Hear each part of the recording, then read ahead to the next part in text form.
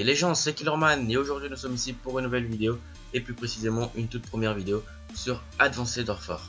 Alors j'étais censé faire la vidéo mardi, une vidéo découverte, mais j'ai eu un problème de paiement sur le PSN. D'ailleurs j'étais pas le seul, donc du coup j'ai pas voulu attendre et j'ai acheté le jeu en CD. Et aussi je pense qu'une vidéo découverte était un peu inutile, je pense que les gens préféraient plutôt jouer au jeu que de voir une vidéo découverte. Et donc du coup je préfère parler de mes impressions. Sauf que je l'ai pas mis mercredi, ni jeudi, ni vendredi. Je l'ai fait aujourd'hui et je vais la poster peut-être vendredi ou jeudi, je ne sais pas encore. Ou mercredi, 11, 12, je sais pas. Parce que je vais plutôt m'habituer au jeu, tester un peu les armes, les modes de jeu, voir un peu, connaître un peu le jeu avant d'en parler. Donc voilà. Alors je vais vous présenter très rapidement le gameplay. Alors nous sommes sur la map Solar en MME. Avec le fusil d'assaut BAL 27.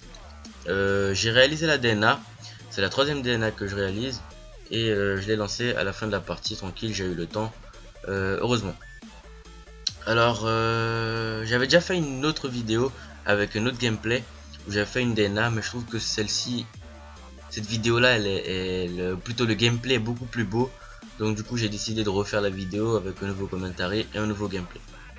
Enfin bref, aujourd'hui je vais vous parler de mes impressions par rapport à Call of Duty, ou plutôt à ce nouveau Call of Duty Advanced Warfare.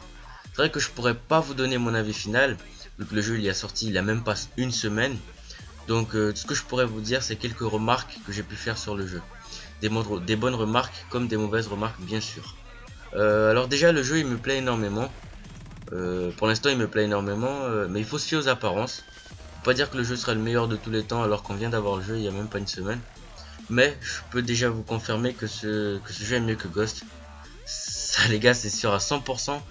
Déjà qu'à la sortie de Ghost j'avais vu des gens qui vendaient déjà leur jeu pour 20 €. Pour vous dire à quel point Ghost n'a pas plu du tout à la communauté. Mais moi j'étais obligé de jouer à Ghost. Parce que j'avais une connexion merdique. Et le seul jeu auquel je pouvais jouer c'était Ghost. Vu que Black Ops 2 c'était mon jeu favori. Mais je pouvais pas le jouer parce que la connexion c'était une merde. Et j'arrivais même pas à trouver une partie. Enfin bref. Au début, Advanced Warfare m'a fait vraiment peur. En regardant les bandes annonces et tout, les doubles sauts et tout, sauter un peu partout, ça me faisait un peu peur. Les dash aussi. Mais maintenant que j'ai le jeu entre les mains, je peux vraiment vous dire que l'exosquelette n'est pas abusé du tout. Au contraire, le fait de pouvoir avoir une certaine mobilité avec, sauter partout et tout, ça rend le jeu beaucoup plus dynamique. Et aussi c'est une bonne idée pour éviter la camp. Pourquoi? Tout simplement parce que ça donne envie aux gens de sauter un peu partout. Et maintenant je vois qu'il y a de moins en moins de campeurs sur ce jeu et ça fait plaisir. Mais il faut savoir que aussi ça évite à camper de la manière normale, à la camp, à la Black Ops 2, à la Ghost. Mais ils campent d'une manière différente. Faut savoir que sur Advanced Warfare il y a beaucoup de top, il y a beaucoup d'étages, il y a beaucoup d'endroits en hauteur. Et les doubles sauts les permettent d'aller monter jusqu'à ces endroits là et de rester là pendant toute la game. Ça fait un peu chier, mais je préfère encore avoir ce genre de personnes que d'avoir les genres de personnes qui campent au fond de la map avec un fusil mitrailleur, avec une lunette bibonde, un truc du genre. Je préfère. Enfin bref.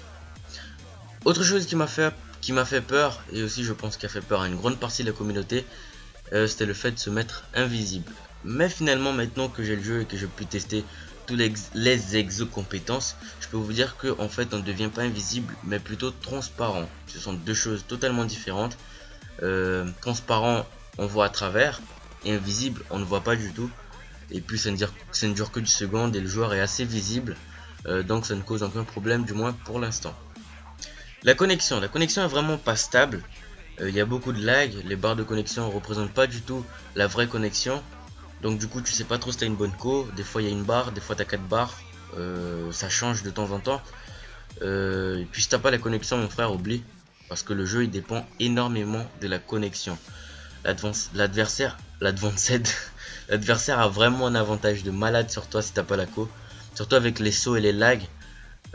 Déjà quand je lag trop mon frère j'oublie, j'arrête de jouer, je vais sur un autre jeu, soit j'arrête de jouer, voilà. Autre chose qui me gêne énormément c'est des fois que la play elle freeze.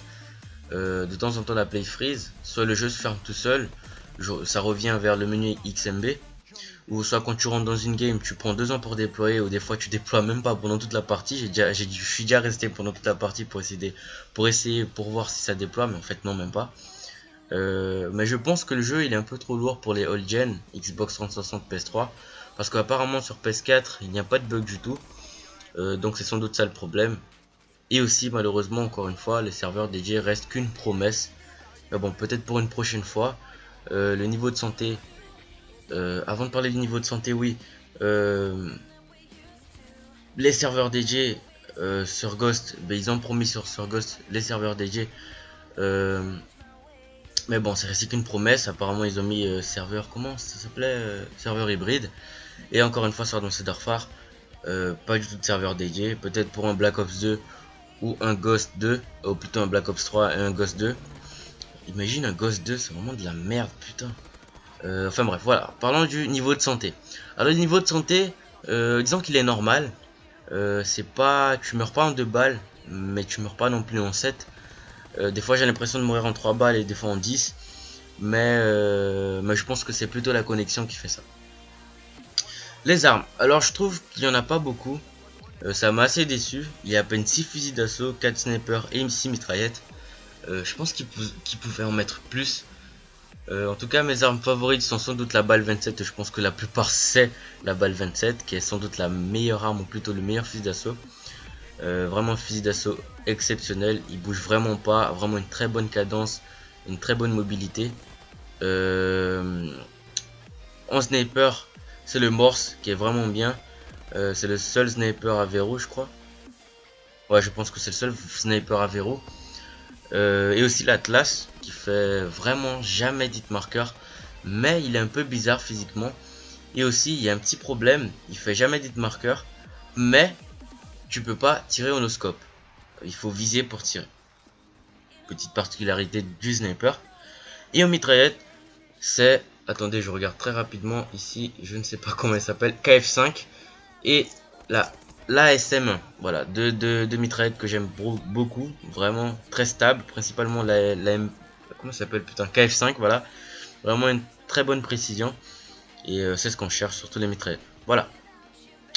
Qu'est-ce que j'allais vous dire encore? En ce qui concerne les killstreaks, voilà, je trouve qu'ils sont pas abusés du tout, mais ils sont très faibles, donc ne comptez pas sur eux. Le Goliath par exemple, on peut le détruire très facilement. Il est vraiment très stylé, vraiment très stylé, mais il se détruit très facilement. Juste le temps que tu montes sur le Goliath, bah, t'es déjà mort. Ils te détruisent déjà. Et aussi il tue pas, faut vraiment beaucoup de balles pour tuer, surtout avec les doubles sauts des ennemis. Tu vas jamais réussir à les tuer. Le Warbird qui ressemble vachement à la dave de combat, il faut quand même pas mal de balles pour tuer l'ennemi, et en plus de ça les canons surchauffent. Donc du coup il faut attendre un peu pour recommencer à tirer. Et en plus il dure même pas 30 secondes. Donc voilà quoi, ils sont vraiment très faibles les killstreaks. Des fois je mets même pas de killstreak, ça sert vraiment à rien. Quelque chose de bien sur ce jeu, c'est le ratio. Voilà, j'avais oublié le ratio. Alors pourquoi le ratio? Tout simplement parce que maintenant que le ratio n'est pas public, du coup personne ne peut voir ton ratio à part toi-même. Et ça c'est bien, comme ça les gens qui jouent le ratio, ça va leur permettre d'oublier un peu ça et de jouer plus l'objectif. Parce qu'il faut savoir qu'il y a des gens qui jouent que le ratio, ils ont 4 de ratio, 4 de ratio, 4 de ratio, et ils jouent pas l'objectif. Et ça c'est dégueulasse, les mecs qui comptent pour avoir un 5 de ratio. Et ça c'est chiant. C'est vrai que c'est bien d'avoir un petit ratio, c'est vrai que 0,50 de ratio c'est de la merde. Donc du coup c'est bien d'avoir un 1,50, un 2 de ratio. C'est toujours sympa de regarder, mais cette fois personne ne peut voir ton ratio à part toi. Enfin bref, les spawns. Alors les spawns, des fois ils sont normales, des fois ils sont abusés, mais c'est pas abusé comme sur Ghost où tu apparais devant les 6 ennemis, tu meurs, tu réapparais derrière eux et tu te refais buter. Non, c'est pas du tout ça. C'est équilibré, mais c'est un peu bizarre des fois. Des fois les ennemis réapparaissent à côté de moi. C'est bizarre.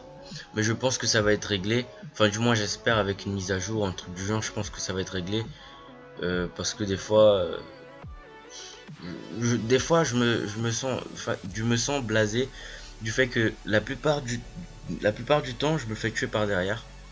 Je me fais baiser par derrière. Non, pas dans le jeu les gars, pas en vrai. Parce que je sais pas, on sait jamais. Et ça me fait chier énormément. Donc je pense qu'ils vont devoir faire une mise à jour pour les spawns. Parce que sur Ghost c'était vraiment abusé.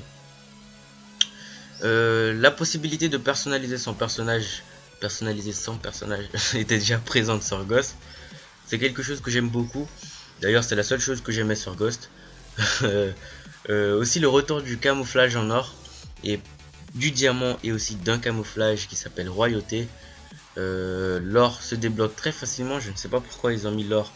L'or il se débloque, il suffit juste de faire 50 kills sans équipement et c'est fait. Par contre pour débloquer le diamant et le camouflage royauté, il faut débloquer tous les défis, ou si je me trompe pas 7 défis. Et déjà pour vous dire, il y a des défis très compliqués comme faire 500 tirs en tête. Je pense pas les faire pour l'instant. Je pense plutôt atteindre déjà le prestige 16 pour pouvoir mettre les armes en diamant et en or. Je pense que ça serait beaucoup plus utile.